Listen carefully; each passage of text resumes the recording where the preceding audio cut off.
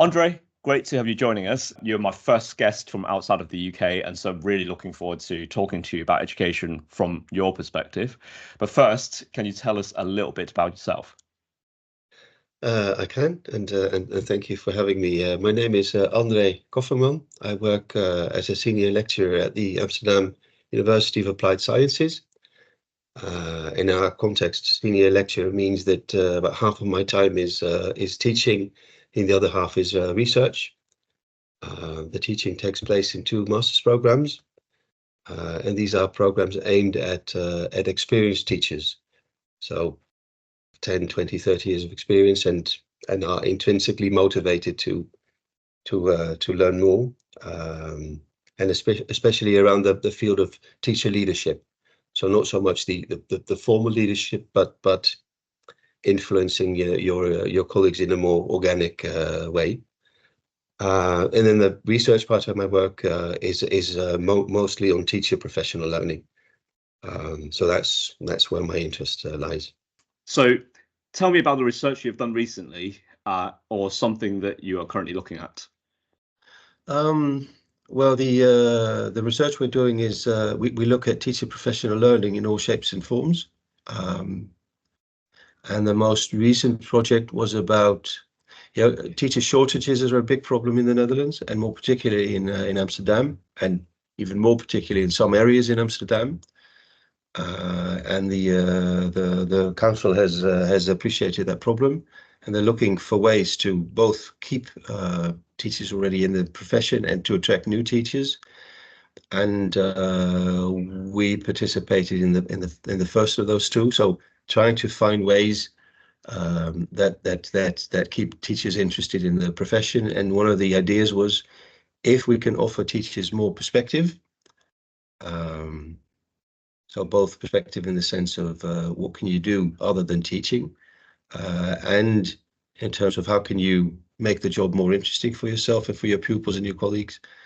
So that was the hypothesis we tested, and we found that under certain circumstances it does help. So professional learning can be used as a strategy for teacher retention. Okay, well, let's talk about professional learning, because that's one area that I've read some content written by yourself. And so what do you mean by professional learning? Well, as far as I'm concerned, the definition is very wide. So professional learning, stuff that you learn. So it could be you're on your way to school and you meet someone, you have a chat, and you pick up something new. So that's professional learning. Or you could go on a master's program and learn all sorts of things. So I think that the definition of learning is acquiring new skills, new knowledge, maybe new ideas, and that can happen through all different experiences. Okay, so there's actually quite an interesting perspective into that kind of what counts as professional learning, is that professional learning should lead to some kind of change in your practice. Do you think that's important, or do you think that actually could be just learning for learning's sake? I'm not sure if that exists, learning for learning's sake. I mean, if you read something or you hear something that's interesting, in the end it's going to affect your teaching, and maybe not very specific, but anything you learn, you experience will have an influence. And I think teaching is a job where, I mean, you are the job. It's very closely linked to your professional identity. So I think any learning will have some impact somewhere. So, but why is that important though, when it comes to professional learning? Is there a particular reason why this should be something that we think about consciously?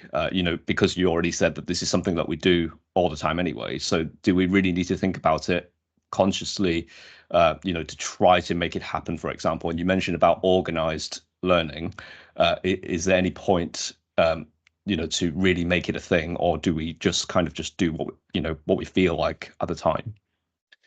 No, so there's a lot to unpack in those few sentences. So one thing is, I think there is I think it's important to keep learning because we have a complex profession that is getting increasingly complex, and the job is getting harder and harder. So it means if you keep doing the things that you did yesterday, it means you're underprepared, and you can't really do the job. So you have to develop yourself, just for the sake of you, but for the sake of your pupils. Moreover, you're a teacher. You're all about teaching and about learning. So it would be a strange thing if you yourself as a role model wouldn't be learning yourself. So that's one thing. So there is a need to learn.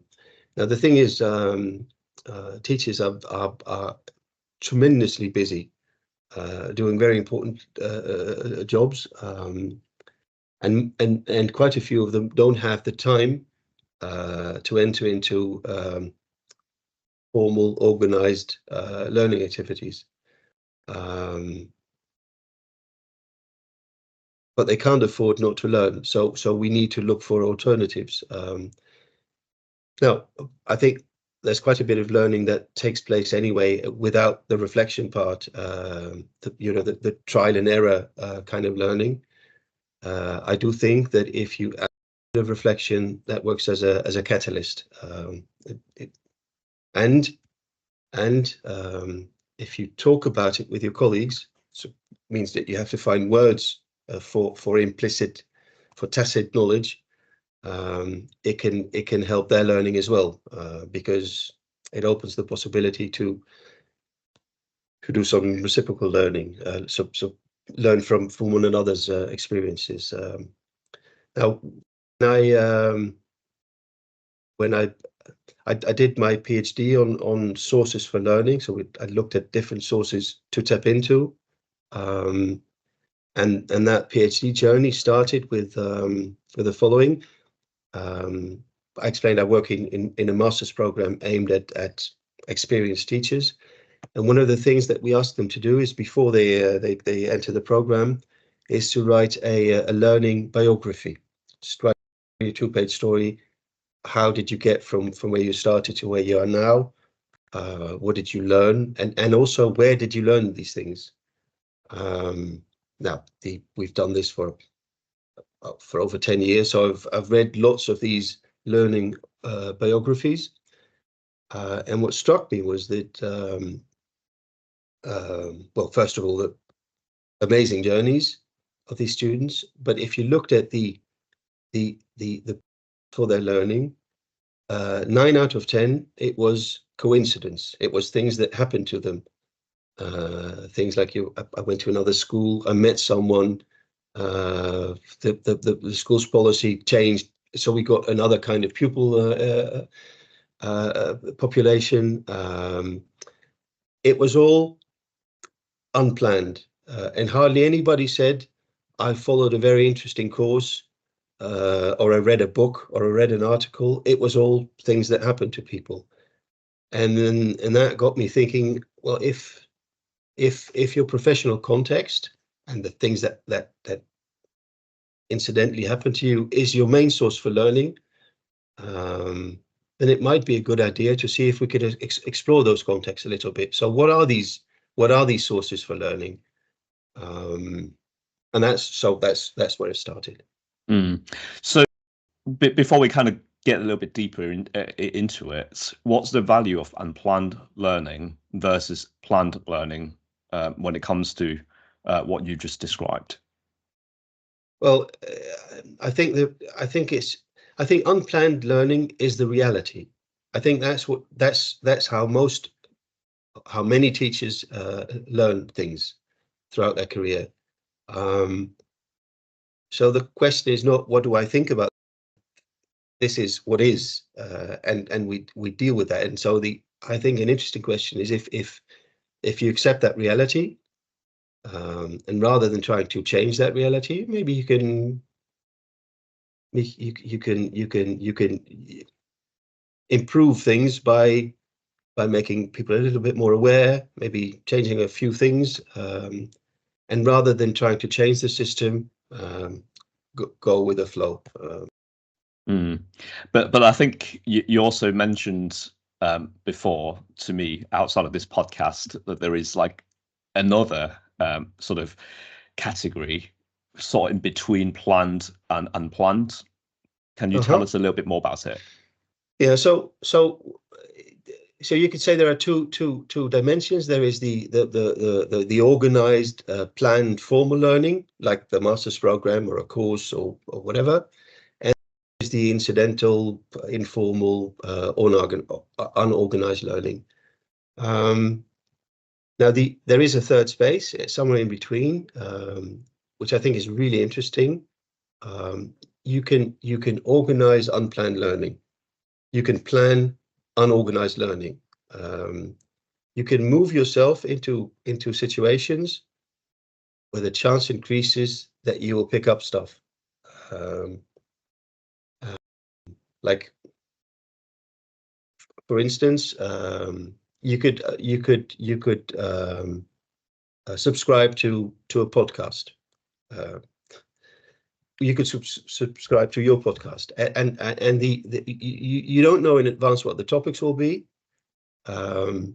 Sometimes they might be interesting, sometimes they might not be so interesting, but every now and then you will get a pop-up warning. There is a new one.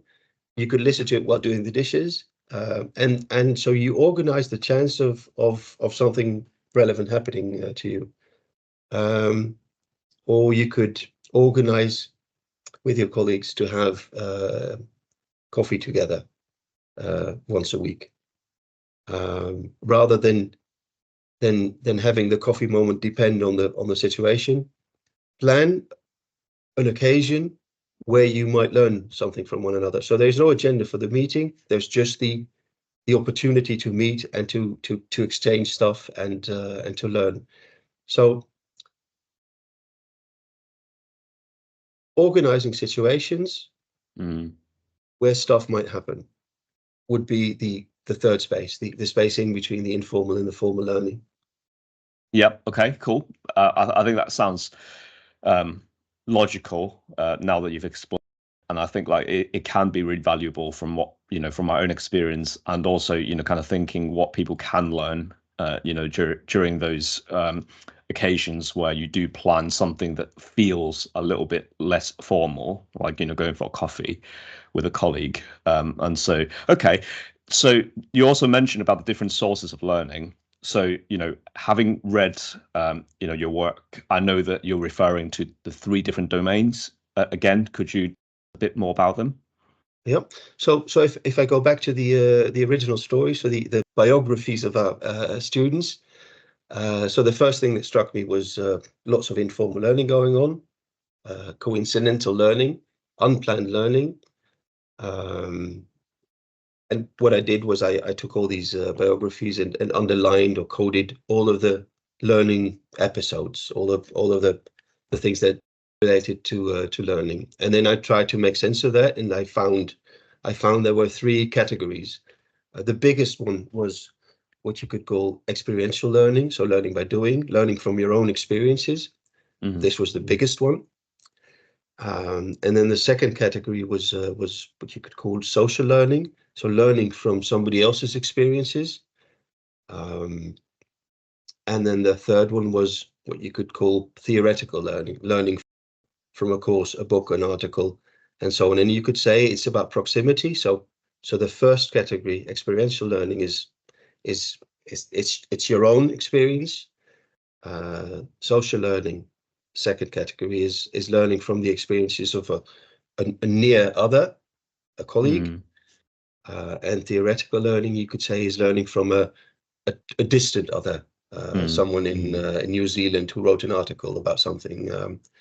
So those are the 3 sources. These 1, 2, or 3: experiential, social, theoretical. And for each of these 3 categories, you could say there is the planned version and the unplanned version, the formal one and the informal one. So for the first category, learning through your own experience, it could be something happens in the classroom, there is a problem that needs to be solved.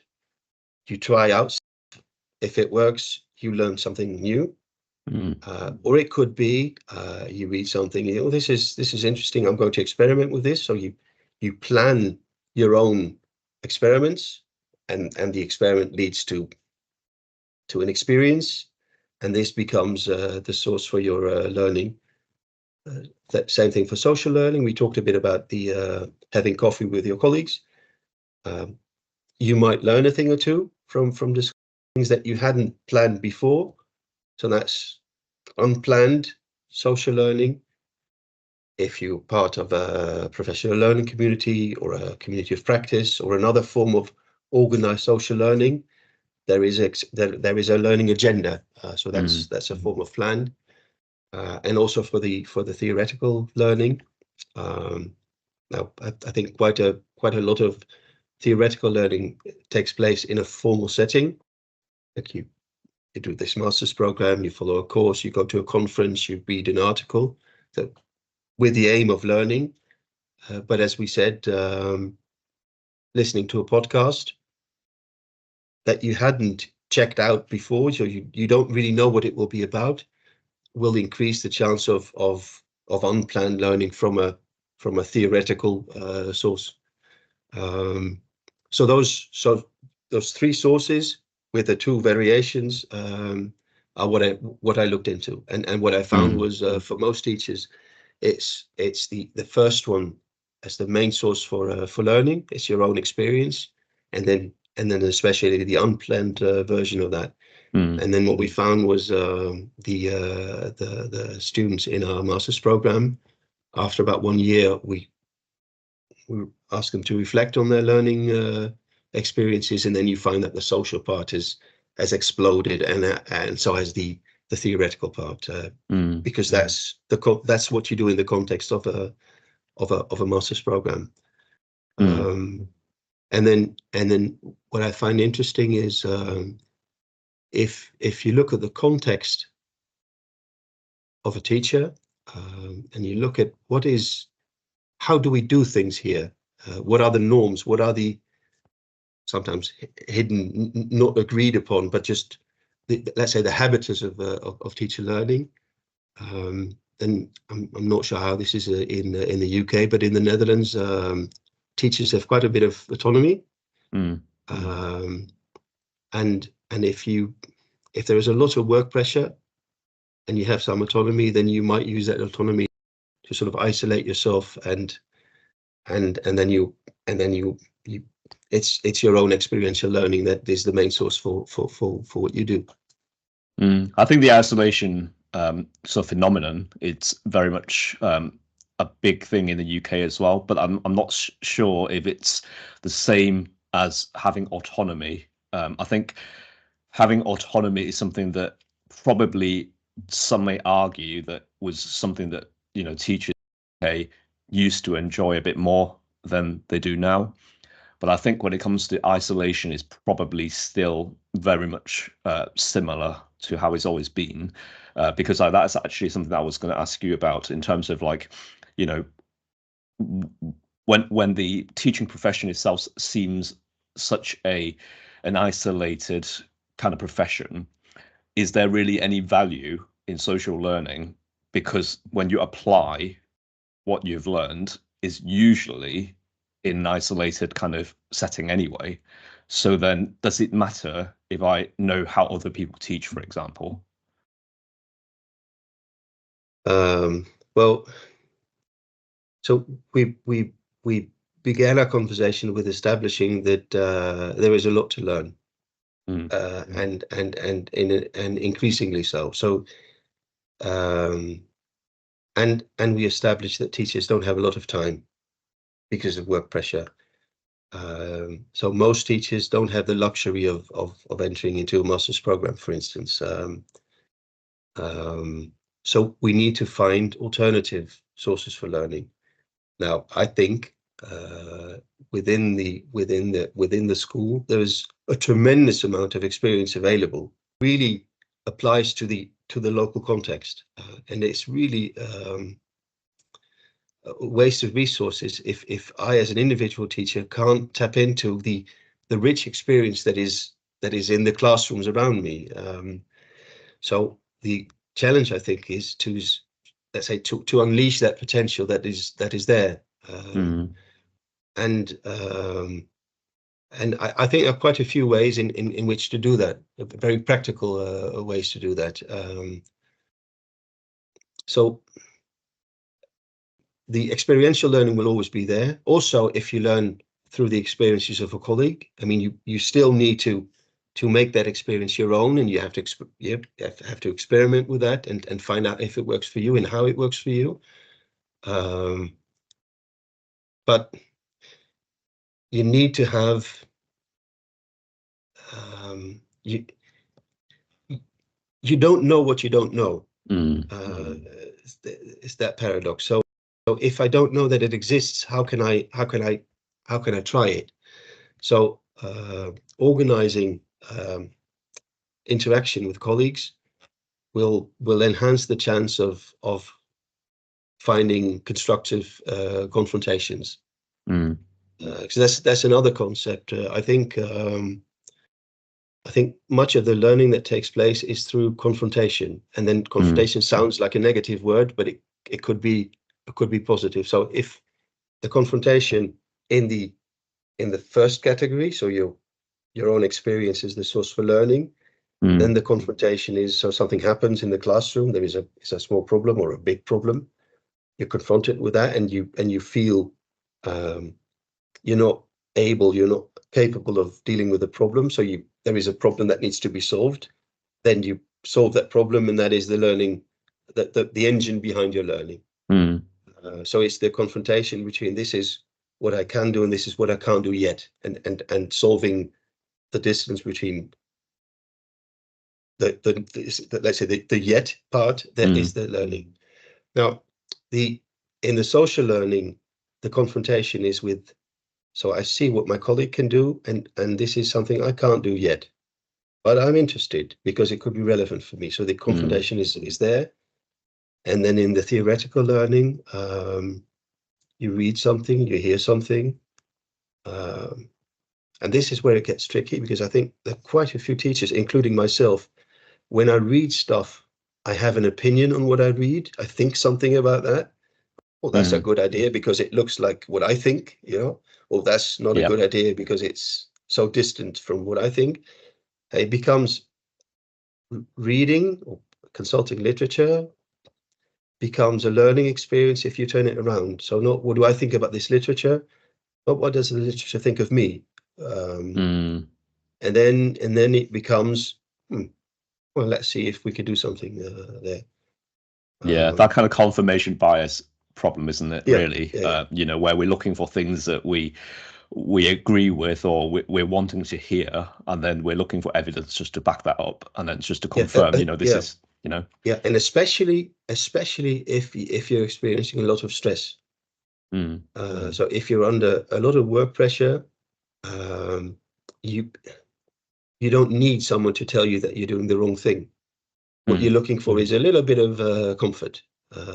Not so bad what you're doing. Right. So that's when confirmation bias is potentially strong. Yeah. So how do we untangle ourselves from what we think we already know? So putting yourself in a position where your ideas or your practices might be challenged, and there is a paradox here as well, because to be able to put yourself in a position of vulnerability, I think you need to be pretty secure of yourself. If you're very insecure, it's difficult to take that position because it's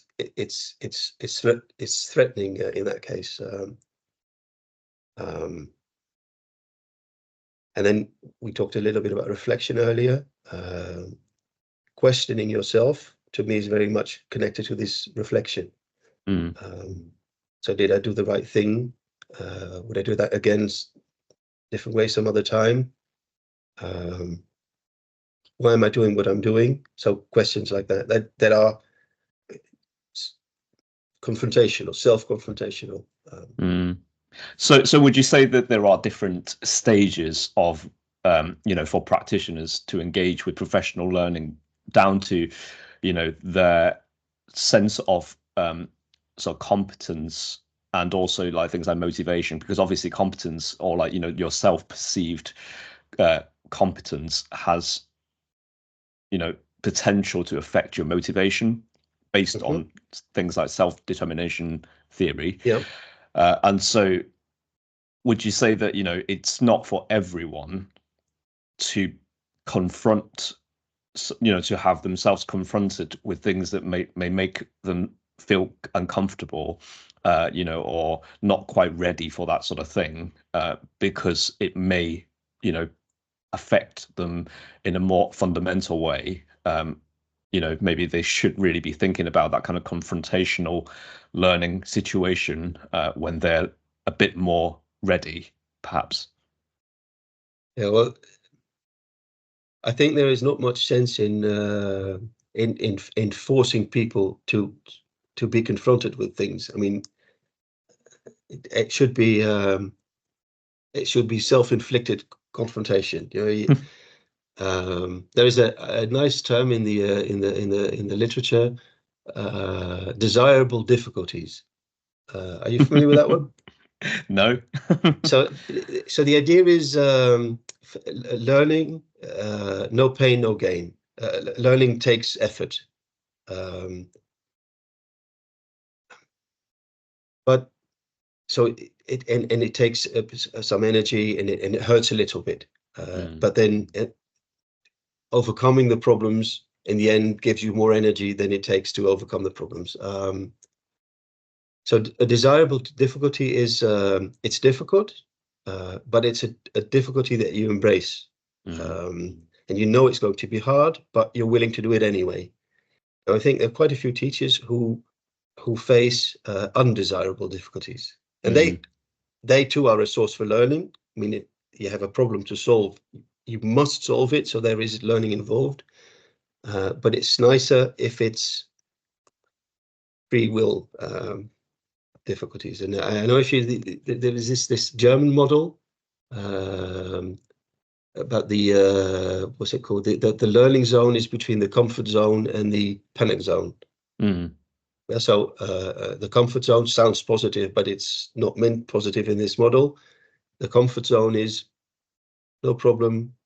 Why should we fix something that is not broken? I don't get any complaints. So it's this sort of status quo teaching. And then there is the panic zone or anxiety zone. But there's so much stuff going on that you don't have the space in your head to learn anything. You're panicking. And then in between those two is the learning zone. If you're too comfortable, no confrontation, nothing will happen. If you're panicking, you need to calm down first. So it's a delicate balance between the comfort and the panic. And I think that's where the desirable difficulty lies. So it should be a bit difficult, but not too challenging. And that zone will be different for different people. What's your desirable difficulty when it comes to your teaching?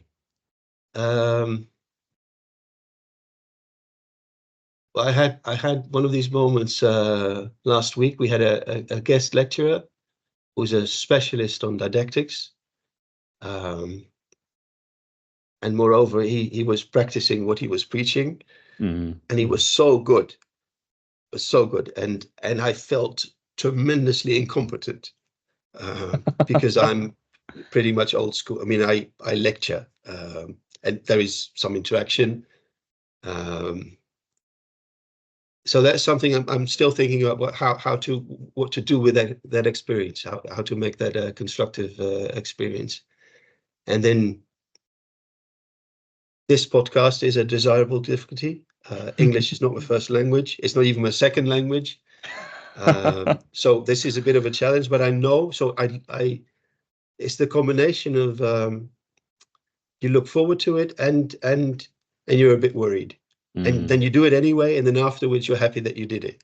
Yeah, no, I know what you mean. Actually, it's quite interesting that you know, when you talk about your pedagogy, and how your approach is now, you know, seen as one of your desirable difficulties. Because like when I reflected on my own pedagogy, actually not so long ago, I was thinking about, you know, what do I actually do? What am I all about? Um, I actually realized that my pedagogy is very much based on questions. And I think this is one of the reasons why I do these podcasts, because like, you know, I like asking questions because I'm just curious about different things. And so when I actually think about my own teaching, it feels like if I ask more questions than I actually answer. And so I actually thought to myself, is there an alternative for me? Or like, you know, what's the next step for me to kind of try something that would, you know, potentially make my pedagogy even more effective in different situations, you know, not just kind of relying on questioning. Because I suppose like, you know, if I use questions, my assumption is that people already know the answer or have a good idea what the answers might be. But then obviously that's not always possible. You know, you may be with an audience where they literally know nothing or know less than you do. Hmm. So then the questioning pedagogy probably isn't going to work as well. And so I think like, you know, this is where I'm kind of almost like pushing the other way, where you're thinking like, you know, how could I be more like, you know, the guest lecturer that you saw? Whereas for me, I'm like, am I being a little bit too interactive all the time? Could I actually learn something from being able to kind of, you know, take the lead in terms of like, you know, the delivery of teaching rather than kind of always facilitating? So that's really interesting, I think. Yeah, it's funny. Is the experience that I talked about last week was on this topic. So one of the most powerful mechanisms in teaching and learning is retrieval. Retrieval Mm, is much more powerful than reading something 12 times or mm, underlining stuff that you find difficult. But then before you can retrieve something, there must be some the information should already be there somewhere. But the questioning that you do is the retrieval part. You it's like brain gymnastics for your students mm, who really have to work very hard. Whilst when you deliver a lecture, um, you can sit back and let it happen. So the it's an interesting so retrieval is important, but then there needs to be something already there in the brain that you mm, can retrieve. So I think we need to look for the balance between giving and taking. And mm. So when it comes to the first domain, the personal practice domain, you know, when you talk about the experiential experience, you know, the experiential way of Mhm. learning, to what extent do you think that is basically the same as reflective practice? Um, well, it depends a bit on your definition of reflective practice because it means different things in different contexts. Because there is, I, I think there is learning without reflecting too much. Mm, If especially if you words for your well, I'll give you an example. Um, you have a student, a teacher student in the back of your classroom, and you shared your preparation for the lesson with a student. The classroom comes in, the group, the pupils come in, and there is a storm coming. I mean, a literal storm is coming, and you see that reflected in the pupils. You mean there is something there, and in the wink of an eye, you decide to leave the prepared lesson and do something else because you, in a fraction of a second, you realize what I had planned will never work mm, today, not this moment. And so you do your lesson, and then afterwards this is so why did you decide to do stuff differently? And then you find you don't really have the words for that, mm, uh, other than it wouldn't have worked, not today anyway. And it's because it's it's tacit knowledge that is in the tips of your finger, mm, um, and not in the part of your brain where the words are stored. So that kind of learning, which happens through experience, could be without too much reflection. I mean, reflecting requires language, I think. But would you say that kind of sort of learning, the personal practice learning, should incorporate reflection in order to be as effective as as it possibly can be? I think reflection works as a catalyst. So it can make your experiences more efficient as a source for learning. But there are people who don't very much and are very good teachers. There are people who reflect a lot and who are very bad teachers. So there is it's not a one-on-one relationship. Also, I'm not sure how this is in the UK, but in the Netherlands, the word reflection has bad press. Interesting. For many Dutch students and teachers, the word reflection is associated with filling out forms and being forced to write down stuff that isn't really relevant. So I'm a little bit cautious about the word reflection. I mean the reflection in the sense like Dewey writes about it. Excellent, very good, should happen. But in some teacher training institutes, for instance, reflection has become like a trick, like a form that you have to fill out. And then it doesn't work so well. I think the challenge is in the Dutch context, without using the word reflection, to find activities that make people reflect on stuff without calling it reflection. So in terms of reflection, however we we define it, but then when we're talking about the kind of productive way of making the learning say meaningful or more effective, what should that look like? Well, it could have all sorts of shapes. I think the most powerful form is to take the reflection on the individual learning experience to the social domain, because when I have to reflect with a colleague, I have to find the words for something that maybe doesn't have words yet. And how can we discuss things if there isn't language to discuss it in? But it's difficult for teachers to listen. Apparently, you're a good teacher because you ask lots of questions. But most teachers, like me, are bad teachers because they like to explain stuff. And the social context becomes a powerful source for learning if at least one of the two people asks questions rather than explains, well, this is what I do, this is how you should do it. So if you could create a space where there is no pressure to perform, to show that you're good at what you do, but if there is a space where you can relax and be vulnerable and question yourself, have doubts, I think that would be a very good space for powerful reflection. That's interesting, because I was actually going to ask you what you see as the potential of collaboration in professional learning. So I'm guessing that you would place quite a lot of value in collaboration. Yeah. Why is that?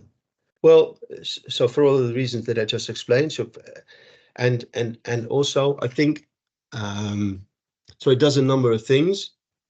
The moment are you familiar with activity theory? Yes. So you have your own activity system where everything is logical, and then you have somebody else's activity system where everything is logical but different, and so you need to have a reason to have the two systems meet and interact and negotiate and discuss.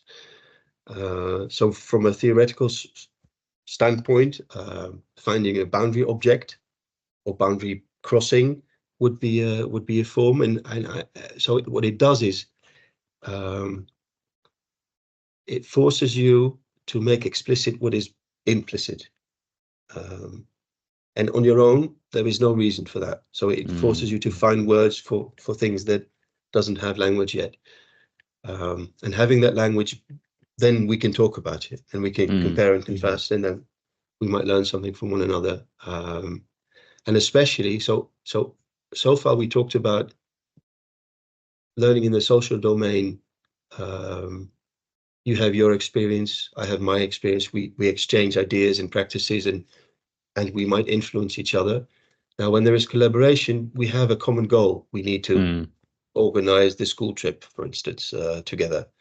And now we might have different opinions on the why, how, and what of school trips.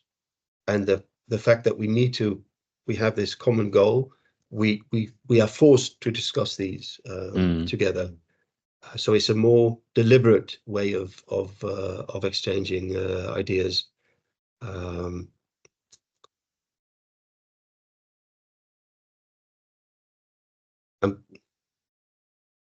thinking about my own children who are students as well. What I sometimes see happen also with pupils in the classroom is that if you have pupils collaborate, they divide the work. So you do chapter 1 and then I do chapter 2, and he does the PowerPoint, and so that's not really collaboration. So the collaboration should be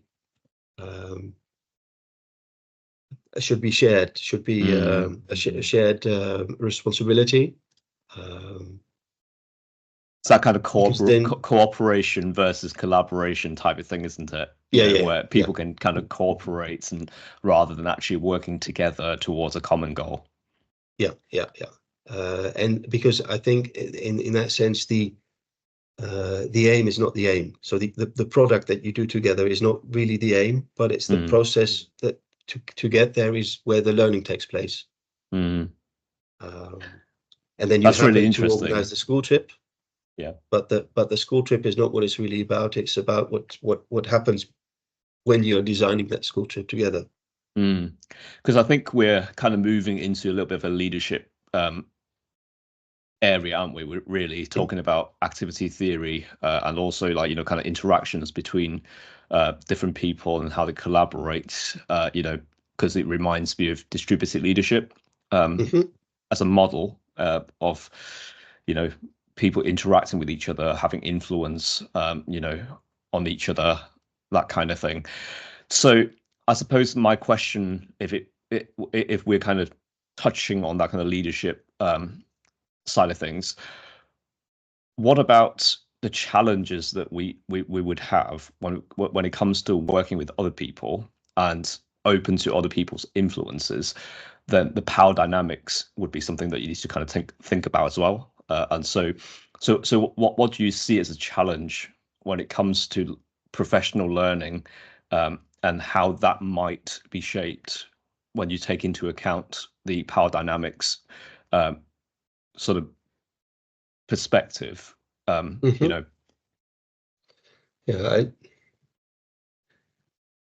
I think it's difficult to be a school leader because you lead leaders. A teacher is a leader. I mean, in the classroom, you're in charge of almost everything. And as a school leader, you need to appreciate the leadership of your colleagues. There is a famous Dutch quote, which I'll translate to English for you. Teachers, it's not so much that teachers aren't willing to change, it is they have a problem with being changed. I think and the leadership is the being changed part sometimes. So when you talk about distributed leadership, I think the challenge is to find ways for teachers to change themselves rather than telling them to do stuff differently. There's a Dutch term for this. I'm not sure if it exists in the British literature. The steering paradox. Not familiar with it. So what it means is we know that people work harder if they pursue their own agenda. So bottom up works better than top down. Now, if you're a school leader and you know this, but then how can you influence? So top down, that bottom up stuff happens. So your paradox there, and then it's more about creating circumstances and conditions that are favorable to proactive, to the good things to happen, than trying to force onto people to do the good things. How do you deal with that kind of the tension between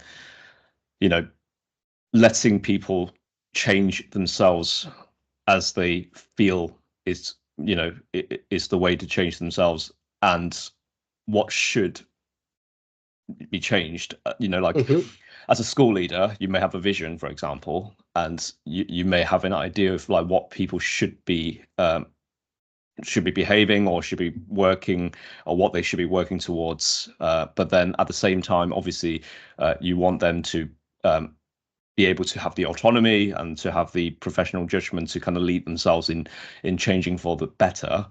But obviously, when we're talking about things like that, is there's a lot of micropolitics within where everyone has different interest. Not everyone's going to be buying in that kind of like institutional goal vision of something, and so how do you deal with that situation?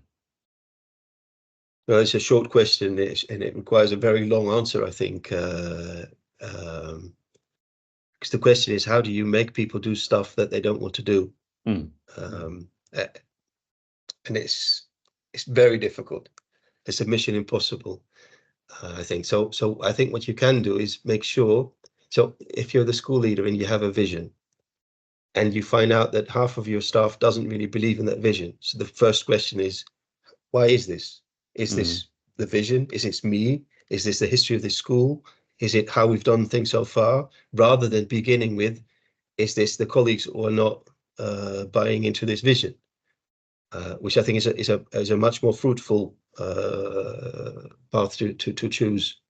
And then, so the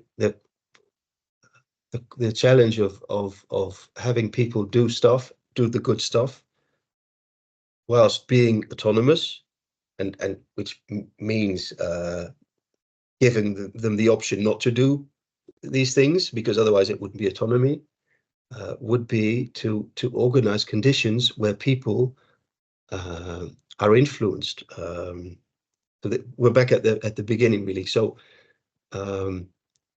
organizing, planning, unplanned, the possibility for unplanned learning. So organizing conditions in which people discuss these good things, rather than having people sit on their own little island and do the things they think are the good things. So what can you do to organize an ecosystem that is in which people are curious, question themselves, question one another, are interested in new perspectives, where you have a healthy balance between let's say the inner perspective and the outer perspective. So those kinds of things, those kinds of mechanisms, I think, are more powerful than thinking of strategies. How can I make you think the way I think you should think? We're with our students, we're experimenting with participatory action research right now, which is really about that mechanism. So, for instance, a technique like appreciative inquiry Mm. is a much more powerful way to influence people than telling people what you think they should be doing because the literature says so. So would you say that's the vision for, for you when it comes to effective leadership or professional learning? So basically having the conditions, that you need, and then having the collaboration, having people questioning themselves and reflecting, on their practice, be able to challenge themselves with the desirable difficulties that they have around them, that kind of thing. Or would you say there are other things that should also kind of go into the mix? Well, undoubtedly, there are lots of other things that go into the mix, but you're probably more of an expert on that than I am. So I'm not an expert on leadership. I know a little bit about teacher leadership, so the soft skills that you need to influence people. I'm not sure what. I imagine that there are situations where you have a colleague who just refuses for whatever reason. I don't have a solution for that. I don't. The disciplinary part of leadership, I'm not an expert on, fortunately. I think. So, what do you think? What do you think? Well, I think you've already mentioned the key thing, really. I think having the vision that everyone or most people buy in, it's really important. I think, when it comes to having different voices, that's just, inevitable. But then at the same time, you know, we are social creatures. I think, we see in schools a lot when it comes to things like, peer pressure. I do feel like when you reach a critical mass, you probably would end up, being able to pursue, a lot of the kind of vision that you have, without problems, because like that's the whole point of like leadership thing in terms of influence. Having everyone thinking in the same way. Well, not in the same way, but like having the same goal, or having the same value, I guess, where they can kind of try to work within the system with those values or goals in mind, and so that everything they do then will all be to work towards that vision. And then I suppose that's where the flexibility that you mentioned could come from, in terms of like having professionals to have the autonomy to decide for themselves, how do I get to this vision that we all have, when it comes to my job, because like everybody has different roles and different experiences, different skills, and so everybody has something different to contribute. And so I suppose, like, if you were to have the same vision or very similar vision among everyone, then how they get there, could be left for them to decide, and then that would then give them the autonomy, to drive them, I guess. So yes. So I think that's how I would see effective leadership of professional learning should look like in practice. And then I think your role as a leader doesn't limit itself to making clear what the vision is and why this is an important vision, but then facilitating people, planning stuff. Tomorrow I'll be doing a lecture on Knoster. I'm not sure if he's a familiar name in the UK. So it looks at the different dimensions of making change possible. And if it's just vision and not organization and not helping people to develop the skills they need to reach this vision, then you get frustration, etc., etc. So I think leadership is not just about look at me, I have a vision, I have a dream, but I mean, as teaching is, teaching is not just telling a great story, but is about managing what happens and knowing people and. Well, I was just gonna say, when it comes to facilitating that sort of effective leadership of professional learning, it's not just about the leadership itself, which is the influence or the vision, but then and obviously things like communicating the vision, properly and things like that. But then I think this is where leadership and management, really overlap with each other. So it's not all about how you lead, but at some point during that leadership of something, you're going to have to put in some kind of management, steps, which is like Kotter's steps, to help you get there. When do you celebrate quick wins and things like that? So obviously, I think like if you were to really try to have some kind of effective leadership of professional learning, it needs to be planned and monitored and evaluated and kind of steered in the right direction. And I think that would need to involve some level of management. Yeah, I just realized that in Dutch we don't really have two words for leadership and management. It's the same word, so that's interesting too. Yeah, I think that's one of the things that a lot of people have mentioned before as well, in terms of like in different school systems, in continental Europe, like France and Spain, their concepts of leadership is quite different to that kind of like UK or the US version of like leadership and management, and how there's a distinction between the two. Yeah, and I think if you look at the history of your country and mine, in terms of power relationships, it's very different. In our country, you could see the prime minister cycling by, and you. So we're a very horizontal country, literally, but also in terms of leadership and politics. So it means that Dutch people find it difficult to obey orders, for instance, and find their place.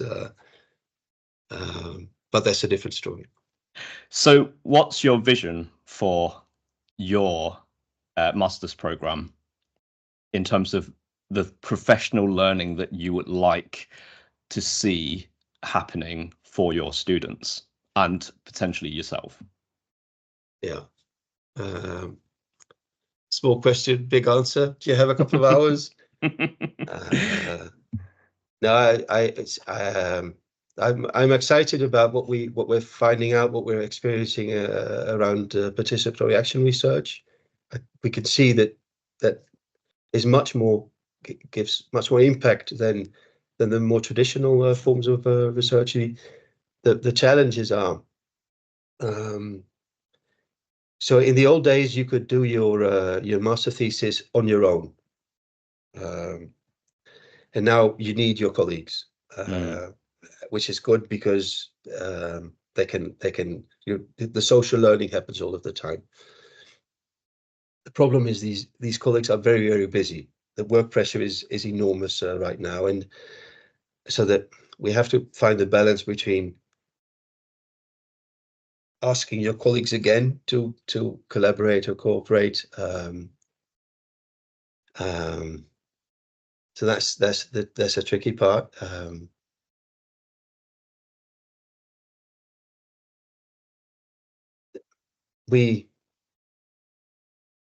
One of the things that I'm most proud of in our master's program is that the last semester, so it's a 2-year program, 4 semesters. The last semester, the students are completely in charge of the program, and they work on a product that they themselves choose and design, and there is a bit of research involved.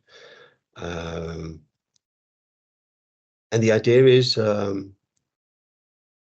the border between being a master's student and having the degree should be not so clear. So what we hope is that the students will continue to do the things that they did, maybe not in the first semester, but definitely in the last semester. So when designing or redesigning our program, I'm always thinking about how can we, I try to picture the alumnus, the student who is no longer a student. What would you, in an ideal world, what would those students do?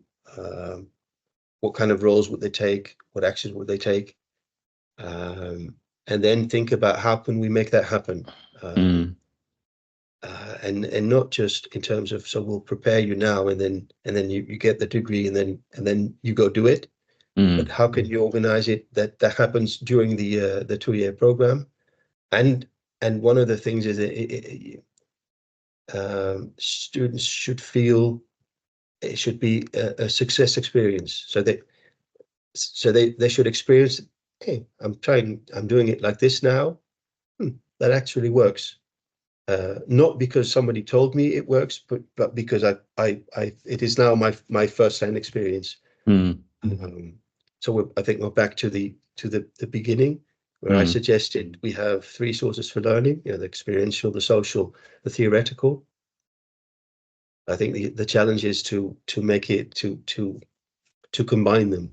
So there could be a bit of theory, and I discuss that with my fellow students or with my colleagues. So it becomes social learning.